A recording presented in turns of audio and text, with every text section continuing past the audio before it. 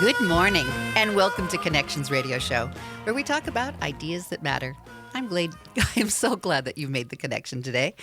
I'm Laurie Fitz, your host, and the goal of our show is to explore a wide range of topics that challenge us to see ourselves, our community, and the world around us in ways that get us thinking, get us exploring, get us wondering, get us connected.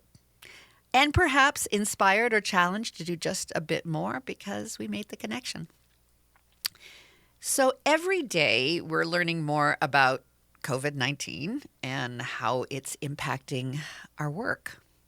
And you may be worried about your job, or perhaps you're furloughed, or maybe this time out has gotten you thinking, am I really happy in the work I'm doing?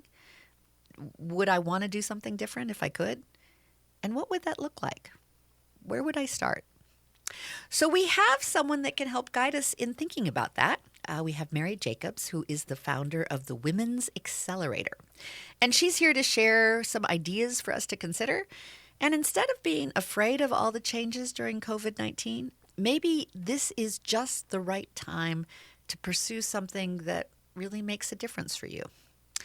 And we know that there's next rounds of layoffs and there's all kinds of craziness, and it's hard to stay focused and it's hard to not be afraid. But maybe there's something that we all can explore and do to make it less stressful in exploring something different. So Mary, welcome. We're so glad you're here today. Well, thank you, Laurie. I'm so happy to be here with you this Saturday morning. Oh, great. Now, you started the Women's Accelerator. Tell me what that is and how you got it started. So I started the Women's Accelerator 11 years ago, and I've done a lot of work with women in their 40s, 50s, and 60s that are really in transition from being an employee to becoming an entrepreneur. And part of the reason that I started this business many years ago was because when I was laid off, after working for Northwest Airlines for 19 years, I was laid off at 42. And I decided that I wanted to start a business as I kind of explored what was my next chapter. And so I looked at that year, that first year in transition of where can I find the resources? Where can I go to attend classes, webinars, you name it? I soaked it all in. And while there were great things that were offered back then, as there are now, I didn't feel like there was a place that kind of really guided me like a step by step. And so I got very involved with an organization called SCORE, which is part of the Small Business Administration. So I was a SCORE client first. And then I became a SCORE counselor. And then I started teaching a lot of classes with SCORE.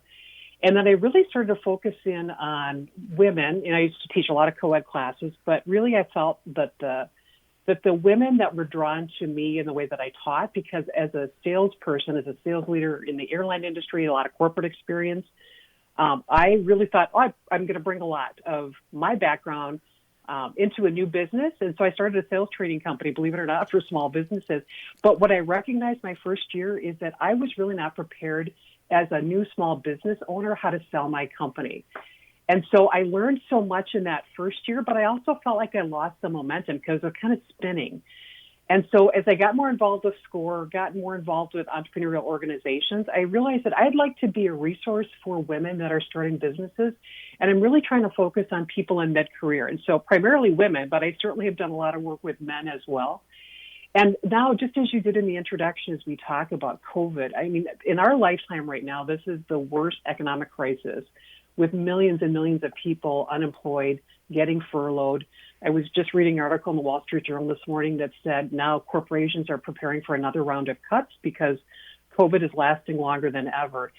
So what I did in the beginning of COVID, back in April and May is I took a workbook that I've been working and using in classes that I teach, and I updated it, and I wanted to make it kind of more of a book/workbook so that if I wasn't teaching a class in person, someone could have access to it.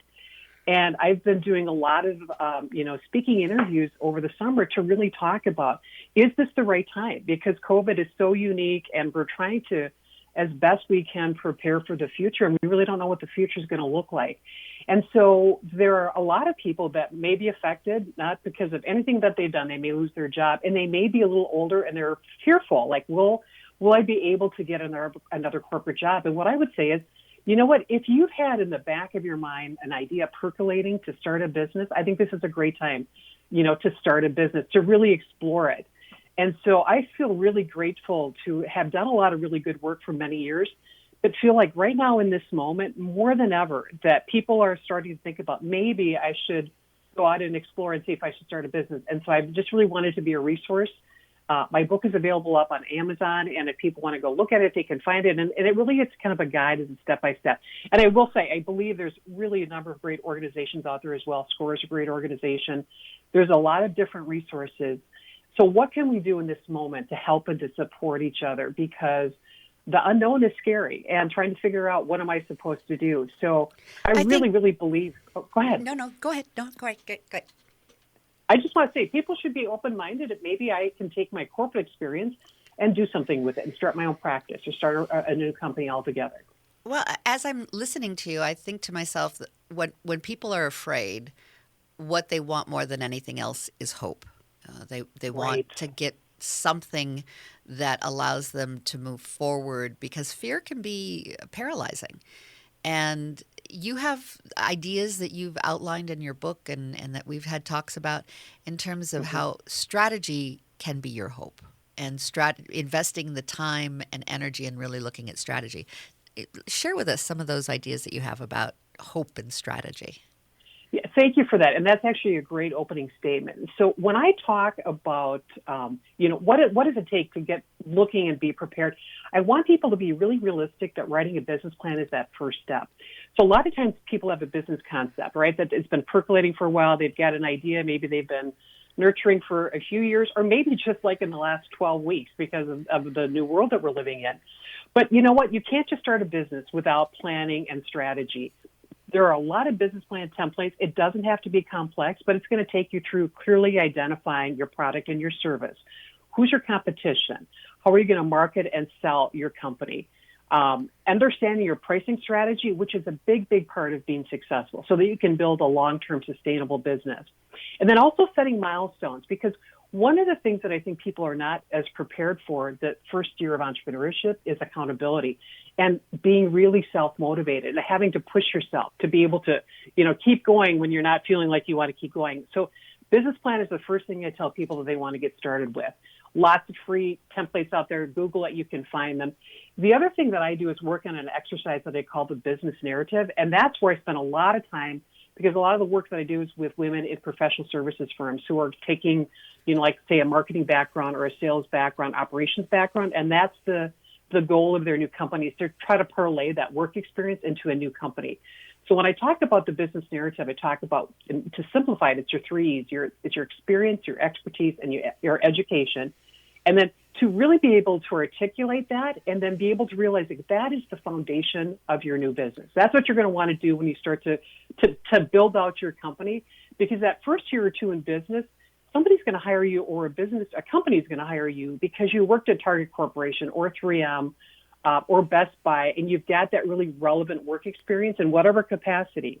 That's what you're going to leverage when you start your own company. So when I talk about planning and preparation, it's got to be a business plan first, and it should be a working document. I don't want ever someone to write a business plan and then put it in the shelf, put it in their computer, and don't look at it again.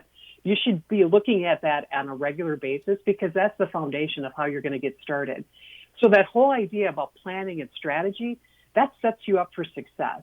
And if you're willing to do the work and realize that it is work, it isn't going to happen overnight. And it might take you, a few months, 6 months. It might even take you almost a year to get really well prepared.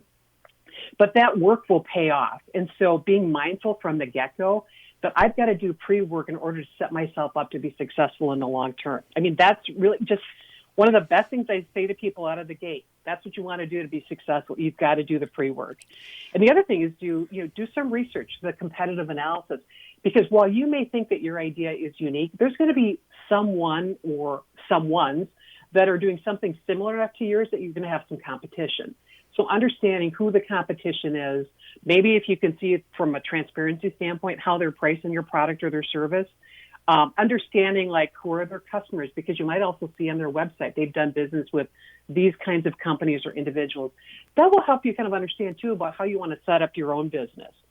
And then also getting to the point that you really understand your value proposition.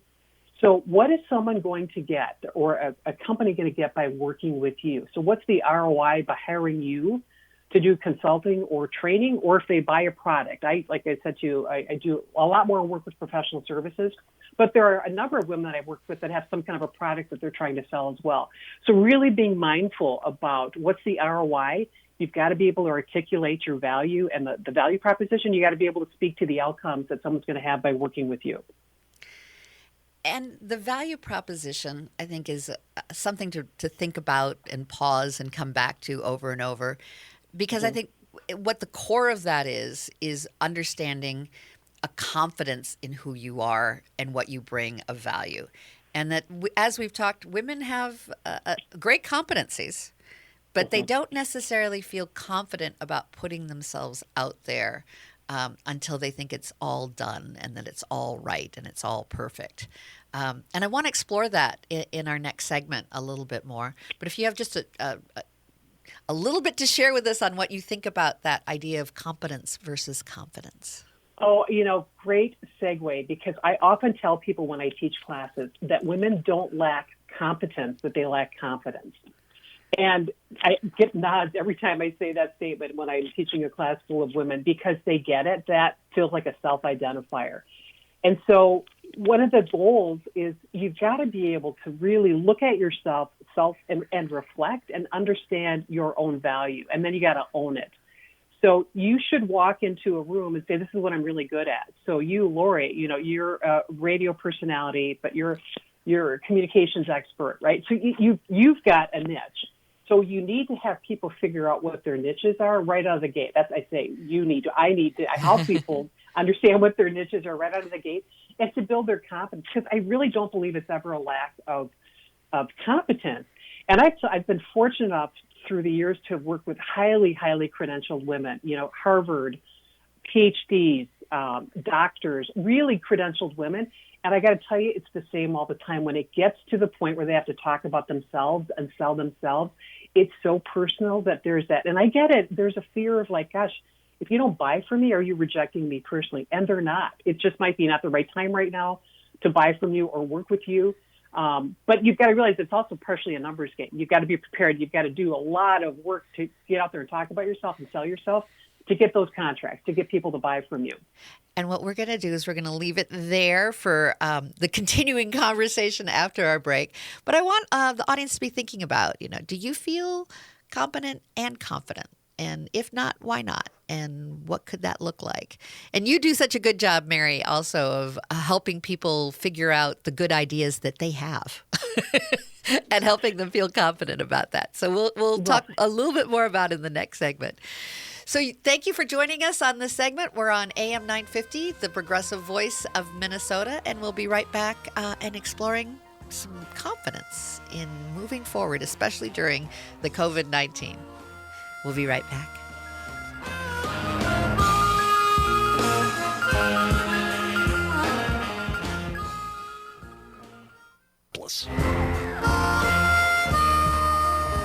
Good morning. I'm Laurie Fitz, and welcome to Connections Radio Show, where we talk about ideas that matter. And I am so glad that you have joined the conversation. Today we have Mary Jacobs, and Mary Jacobs is the founder of Women's Accelerator. And to learn more about her, you can go to her website, which is thewomensaccelerator.com. And she's been sharing with us about thinking about entrepreneurism, especially for women, but really for anyone. As you're starting to figure out if this is really what you want to do, where you explore your work and thinking to yourself, am I happy here? Am I feeling fulfilled? Does this make sense? Is this a time now maybe to move in a new direction?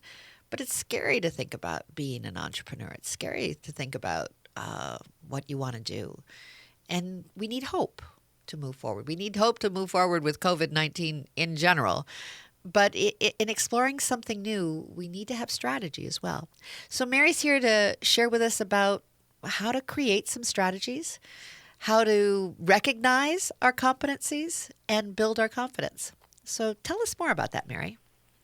Well, glad to be back in the second segment with you too, Laurie. So, and this is just such a great topic, isn't it? Because of the timing this year. Oh, absolutely. I think a lot of us ended 2019 think, hey, we're doing a new decade. 2020 is going to be a great new year. And, I don't know that many of us think that it's a great new year. However, I will say, out of the environment that we're in right now is opportunity. And if you can look at a kind of a half empty, half full, and it's hard. So I'm not trying to be Pollyannish about that either, right? That it's very, very difficult right now. But a lot of new businesses and new ideas, new products are developed in a time of a crisis. And really that's what we're in right now. And so if you can have an open mind and think you might still be working and you're happy to be working, with a salary and benefits and colleagues and customers that you like, but you might also be thinking, you know what, I'm 50 years old. What if I were to lose my job? What's my plan B? And I really want to say you want to explore what do you like to do? What are you good at? And I've had a lot of conversations with people through the years too, like, I know that I want to do something different, but I don't know exactly what that is. And then how do I explore that, what I do? And I say, just be aware of what brings you joy, what brings you happiness, because sometimes it's not obvious. Like for me, coming out of a sales background, working with women entrepreneurs, I personally had an interest in entrepreneurship probably my entire life. And I was not raised in a family of entrepreneurs, but I was always intrigued with that idea that someone could take a concept and then build a company. And so I was attracted to magazines like Inc. and Fast Company and Entrepreneur. If I could watch a program on the Food Network years ago, they used to do a show around companies that were, so whether it was something food related or related to products in the food industry, loved that show. That was one of my favorite things to watch, and I looked forward to it. So I want to kind of impart on people, if you think like, I know I want to do something else, but I don't know what it is, just be aware of what are you attracted to? What are you drawn to? And I also really want to focus, and we talked about this in the last segment, the importance of leveraging your background. So when you come from a corporation and you've had a lot of years of good work experience, if you want to say, I want to go off and start a marketing firm, or I want to do sales training, or I want to do consulting, you want to be able to leverage that background. And you want to be able to pull together, concretely what it is that you've accomplished in your career, because it is relevant, even though you're leaving that company behind and you're moving possibly into your own business. What you're bringing is all that really great work experience. And you're also bringing contacts too, by the way. So keep in mind that you've been working with clients probably throughout your career. And if you go off and you start your own business, you should reach out to those people and say, I worked with you at this company and now I'm off doing my own thing, because there might be an opportunity for you to do business with them. And I know that makes people nervous. And I'm like, I'm not comfortable selling myself. I don't want to do that. I don't want to go back to people that, you're going to have far greater success networking and trying to reach out and sell yourself to people that know you, that have a reputation, that have worked with you, and like you probably likely wouldn't reach out to people that didn't know you or like you. So know that they will probably do what they can to help you. If they can hire you, they will. But maybe, if nothing else, they're going to get contacts to you of people that they would also recommend that you talk to. But I want people to be aware that when you do that, when you start to network and you go out and start to sell yourself and sell your business, you've got to be bold and you've got to be able to ask people for their help. So if they can't hire you, ask them for referrals. Be really, really upfront about what you want from them. The other thing when I work with women is to say, when you finish a project, it's very important that you get a recommendation at the end. So don't just assume that someone's going to write you a nice email or drop you a card or a letter and say, gosh, Mary did a great job, blah, blah, blah. I want you to be prepared that should be part of your best practice. So within a week at the end of a contract, let's say you did a 3 or 6 month contract with a business or an individual, could be another entrepreneur. I want you to think about part of my strategy to keep building my business and putting a pipeline together and prospecting is that I want to go back and ask them, number one, for a referral, and secondly, can I get a recommendation in writing? Because that will help you when you put that in your marketing materials, you put it on your website. Just as we look at Amazon ratings and comments when we buy things on Amazon, people will take a look at if someone's making a recommendation to do work with you. So all of that is really important to kind of think through that and be very strategic and start to build out a plan. But circling back to that old idea about the business narrative, the importance of focusing on your experience, your expertise, and your education, and you got to own it. That's the most important thing. And when I start off a class and I can walk into a room full of women who are there because they want to learn how to sell and build their sales acumen and sales strategy, I'll say, I can teach you how to sell. I feel like that's really my niche. I love sales. I was very successful in sales. And because I've done so much work over the years with women and really building out ways that I can teach them and build their confidence. I can teach you how to sell. Now, you tell me, what are you good at, right? So you want to make a statement, and we always start off with an introduction of the room about who I am and what is my business. And I want you to own what you do, because that's going to help you say it out loud. And also you can drive some clarity from people in a room, which is what you should be doing if your own network, and say, do you understand what I'm trying to sell? Because sometimes they don't, because we do the talk around, right? We don't be really clear and explicit about what exactly it is that you do. And so I want people to be aware of that up front, that it's very clear about their messaging, that people can understand, if I were to work with you, what exactly will I get by buying your service, or obviously buying a product. It gets more obvious about that. But, it's just really key to do a lot of preparation. If I can impart, at minimum, you want to do preparation. You also want to be prepared that it's going to take some kind of an investment. I think it's rare that someone can start a business with literally no money down. So, and that might just be a few $1,000, $1,000 or $2,000. There's a lot of DIY, build your own websites. You can teach yourself SEO, search engine optimization. You can teach yourself marketing strategy. But usually there's some kind of an investment, and I would like people to be aware that they're going to probably have to invest some of their own money, but it'll be a payoff, because that kind of professional look will make a difference in terms of people wanting to hire you. And especially when I work with women and I get them to think around, well, how are you going to present yourself? And you can get certified as a woman or as a minority-owned business. There's a whole term called supplier diversity. And if you are the right fit, you could go be a contractor working within a corporation, and maybe you've got a marketing firm, and you're going to be able to go back and do some work with Target because you meet the requirements of a supplier diversity small business.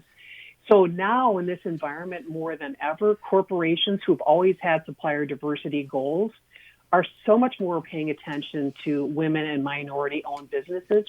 So if you've got the right product and or service that a corporation would use, that this is really the right time to explore if becoming a certified women or minority or a veteran-owned small business is the right time for you. And I'm always surprised when I talk about how few people understand that there is even a supplier diversity program that exists with, I would say, every Fortune 500 corporation, probably the Fortune 1000, even beyond, and recognize that that's an opening and that's an opportunity that you should leverage, and realize that that could be how you build your business, is that you get a chance as a woman-owned small business or a minority-owned small business to do work with corporations, and then you have to excel at it. You really do have to excel at providing excellent service or an excellent product.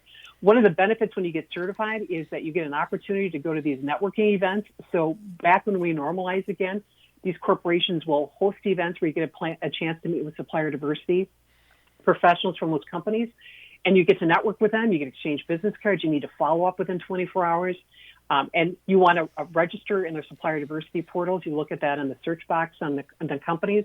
But that's part of a sales strategy, too. And I would just encourage someone, if they are listening and think, oh, you know what, I might actually be a fit, explore it and see if that's a way that you could actually start to build your business as well. And with that, Mary, I got to put you on pause. I want folks, though, to go to the womensaccelerator.com.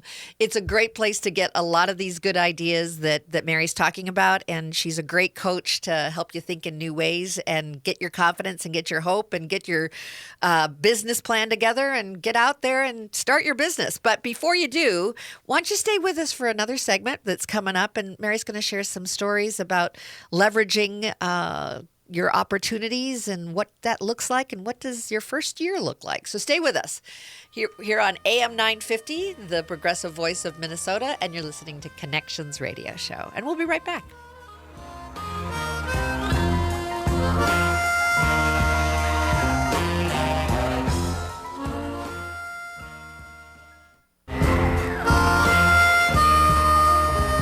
Welcome to Connections Radio Show. I'm Laurie Fitz, your host. And today we have Mary Jacobs. She is the founder of the Women's Accelerator. And to find out more about that, you can go to her website, which is thewomensaccelerator.com. And we've been talking about looking at COVID-19 as an opportunity. Maybe this is the time to be thinking about pursuing our passion, doing what we want to do, figuring it out, facing our fears, creating some hope by looking at how do you create strategy to make it happen. So let's continue talking about strategy, Mary, and what that looks like in terms of taking what you have and taking it on the road. What does that look like? Well, Faith, you know what? Isn't this a great conversation? So taking it on the road, and we've been talking about the business narrative and the business plan, and I feel like that's just the core, right, of getting started.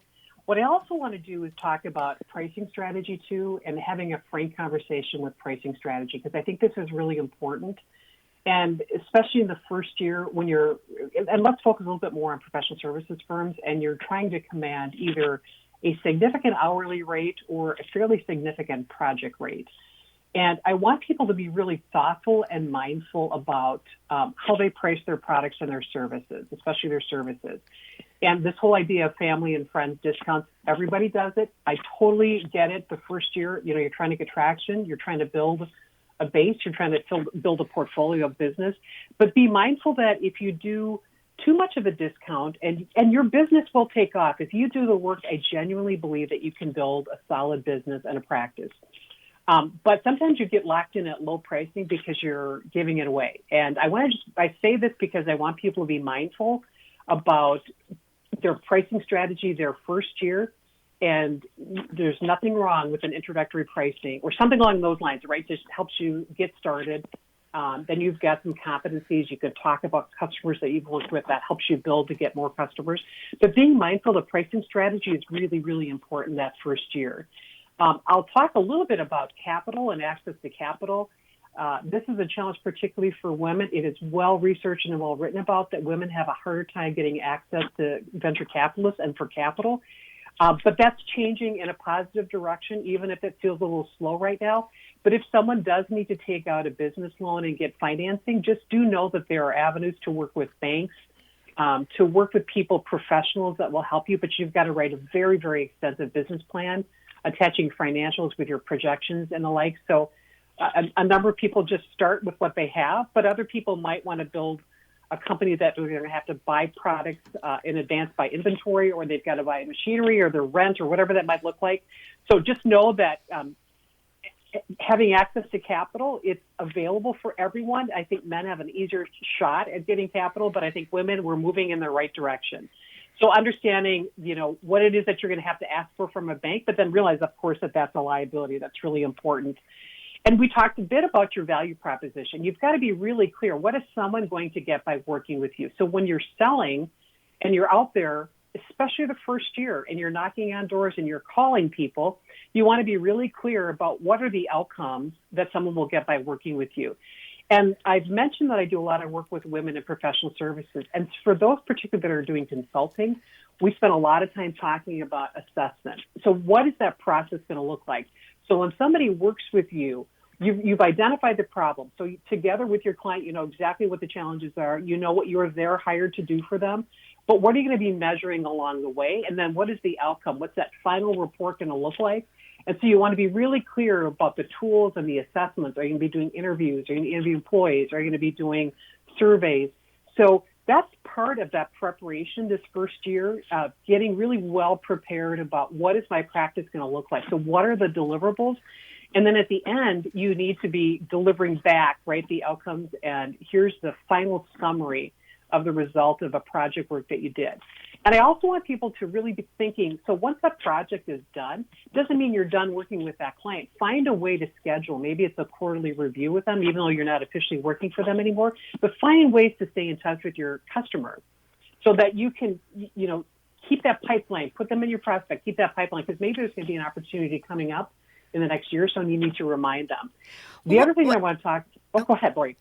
just I can talk and talk. I know. Just thought I'd add a question or two. Yeah, please. Sorry. No.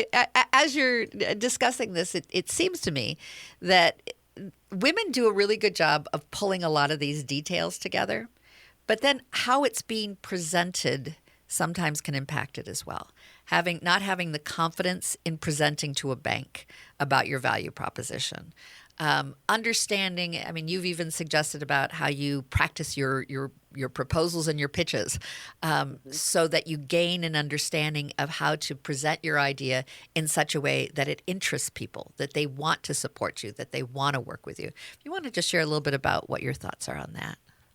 Well, thank you. And you're spot on with that. I'm going to use an example. Last summer, I worked with a cohort of 7 women, and 2 of them in one of our sessions in the following week were getting ready for meetings. And we talked about their introduction. So they were going to lead meetings. And one of them was done in Rochester, and there were going to be people from Mayo Clinic. Another one was she's an attorney working with a group of financial professionals. So our meeting that day was about their introduction and how they talked about themselves. So one of them had a PhD, and the other one was an attorney, had a master's from NYU in taxation, and neither one of them, no surprise, were comfortable talking about themselves. So what they did was they scripted out their introduction, and then they practiced with us, because that was the way for them to say, I went to Harvard, I went to NYU, the University of Minnesota Law School. The other one who had the PhD, this is her background. Because here's the difference, that when you can accept and with confidence talk about yourself and your background, that could make the difference of how much money you can ask from your clients. Because, if you've got a really impressive background, talk about it. That's creating a perception of value right out of the gate. Just as working with certain kinds of clients in your background also makes a really positive impression. And so people need to realize that all these assets that they have because of their work experience or the customers that they've worked with, projects that they can talk about, the outcomes of projects that they've worked on, that's impressive. And that's what people are going to be buying when they buy from you and buy your services. But it's a real conundrum, because women do have a difficult time, what sounds like bragging. And I don't know if it's a socialization or it's something that we've just picked up along the way, that we think it's better not to brag. But what's the difference between bragging and confidence? And how do you've worked with women who have doctorates that don't even want to share that. I mean, what's up with that? You know what? It's sadly so common. And I think it takes being in an environment of other women and being in a supportive environment. I love cohorts. I love it when women can work together. So when I lead cohorts, it's about me teaching sales and sales strategy, but it's also about being in a room of other women that support them. And it's the practice, it's the verbalizing it. And I think that's what makes the difference between knowing that you're really good and saying it out loud, and then trying to get the value for who you are. And then you can't be mad if John gets the job or gets the contract because John is bragging, he has that much more confidence, or he possibly is embellishing his credentials, and you sit there quietly and not talk about yours. You have to own that. And we know there are studies that show that men look at a job description and go, well, I don't have like half of this stuff, but I can learn it. And, I've got half of it, down beautifully. Women look at the job description and go, oh, I don't have this teeny weeny little part of it. I'm not ready yet. And it's, what's that about? Is it just that we don't know that it's okay not to have everything with the T's crossed and I's dotted? Or do we just want perfectionism and that we don't want to move on until we think that we've got everything together? What have you learned when you've worked with women? Gosh, I love that question. And you're saying it so perfectly, and I think that's the sad reality. And I don't know what it's going to take other than more role modeling of it and more reading about it. What you're talking about is the trap of perfectionism, right? That, a lot of the work, and I tell women, I want you to be 60 to 70% ready to go when you start to sell yourself. Because we get married to our own ideas and we think, everyone's going to buy this, not even someone. And then what we don't recognize is like, gosh, what if I am so fixated on my idea, but no one really wants to buy it from me? But if you're 60 to 70% done, and then you can get out there and start talking to people, it allows you that room to pivot. So that if you've probably got a really good core product or service, but that now that networking will help you. And I wish I had a solution for you other than it takes practice. It takes being around supportive people that encourage you and acknowledge how good you are. I think also it takes looking at even our concept of money in a new way. And what I'm saddened by is that sometimes people recoil when they hear the word sales. Well, I would never do that. I'd rather, poke out my eyes than sell. Well, selling is really just building a relationship and providing what someone needs in a fair, negotiated way. It doesn't have to be conning someone. A good salesperson understands that it's a solution to a challenge that they may face, and you can get excited about being able to provide that resource or that opportunity for them to get what they need. But we stop ourselves for some reason. And we think of sales as being somehow not being about relationship. It's about something else, and it's tied into bragging, and it's tied into like not being worthy. There's a whole complex set of stuff there. I agree with you. And I think it's a perception of a salesperson. Like a slick salesperson is going to try to sell me something that I don't want. Mm-hmm. Or someone at the retail store is going to try to buy me more items that I wasn't prepared to buy for. Mm-hmm. And so our perception of sales is aggressive and not what people like. And it's just the total opposite of that. You're describing providing a solution to a problem, helping someone, get better, build their business, maybe a product that's going to save lives. All that's good stuff if it's presented in a way like that people can relate to.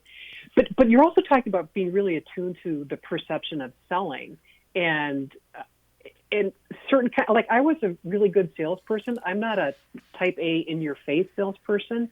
So I was very relationship oriented, and that really to me was why I had a lot of success in sales, because people trusted. The follow up was really critical. If I said I was going to do something, I did it right away. And trust is such a big part of it, and communication. And I talk, when I talk to young women too, about like if I'm an introvert versus an extrovert. Introverts are as equally or more successful as extroverts. It doesn't mean you have to be, flailing type A, to be successful in sales. Not at all. Because if people trust you and they have confidence that you're good at it and you're going to do what you said you were going to do, you're just going to be fine. You are going to be successful. And that's why even as entrepreneurs, people are going to buy from you because they trust you that you can deliver what you said you're going to deliver. And that's a perfect note to end on for this segment. And we'll be right back, and we'll be talking more about finding our voice in figuring out how to express who we are and what we're doing so that we get paid attention to, and we can persuade through sales, or we can persuade because of our business. But you need to be a lot of things as a businesswoman, and I think part of it is being confident in our voice, in what we're presenting and who we are. So we'll be right back, and we'll talk to Mary more about that.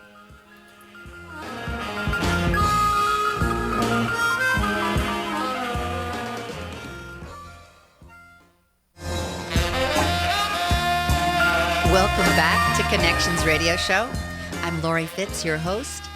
And today we've been looking at the opportunities during COVID-19. Maybe this is a time to start our business. It sounds counterintuitive, but maybe this is the time to look at possibilities and research and figure out what we want to do. But the next step, it seems like, is not only putting the business plan together, but owning it in a different way. And I know that folks struggle with, there can be a lot of security in working at your job, and you may have the benefits and you may have a lot of good things, but are you ready to do something different? Mary's here to support those that may want to look at something different. Do you have a passion? You want to explore it? What could it look like? So Mary is the founder of the Women's Accelerator, and to find out more about what she does, you can go to thewomensaccelerator.com. Look for Mary Jacobs. Also, Mary, if they want to buy your book on Amazon, what's the name of your book again? It's called Sales Strategies for New Women Entrepreneurs, and it's successfully transitioning from employee to entrepreneur. Well, that's just kind of how we ended the last segment, looking at sales. And I think that there is something about persuading someone to do something that calls upon gathering who we are, knowing who we are, and being authentic in our ask. And I think why people sometimes are uncomfortable is that they have gotten swindled, or they thought they were being authentic and it wasn't really a win-win. But you have a different concept of how folks can own who they are and then offer it in a strong and positive way. Tell me about that. Well, I thank you. And I think we've had just great segments on this, and you're asking really informative questions, because I think it's at the core of what people think about. The scary part, not even sometimes thinking about starting a business, because people have usually a good idea of what they want to do, but then it's like, oh gosh, now I got to get out and sell it. Right. People have to buy from me. And one of the things that I'd like to talk about briefly is the difference of informing versus selling. And I think that happens a lot, which is I've got a terrific woman. She has got great product. She has had outstanding opportunities to be in front of audience to talk about her product, which could make a difference, in life. I'm going to call it an advanced walker, but that's not it. It's a great product. And so I've been working with Catherine for a couple of years, and we talk about this. She's like, yep, Mary, I know, I'm informing and I'm not selling. So she'll stand up there for, let's say she gets a half-hour audience presentation. She talks about a great product. She's got market research data that backs it up, that shows the difference of her product versus another product. But at the end of her presentation, it's not clear that she's trying to sell to that audience. Then they all come up, they want to talk to her, but she's not actively getting orders as much as she would like to for having a quality product. So we've had these great conversations through the years, like, Catherine, they have to know at the end of your presentation, you're actually trying to sell to them. Just like if you have a meeting with a prospect, you want them to know that you're actually trying to get them to work with you and to buy from you. And there are ways to ask, that you can get more comfortable about, but hopefully along the way in a meeting that you're actually setting it up so that people know, here's the ROI by working with me. Here's my background that I'm bringing to my new business. And here's my reputation and my brand. This is what you should expect by getting a chance to work with me or buy my product, because I've given a lot of thought. I've done a lot of market research on this product as well.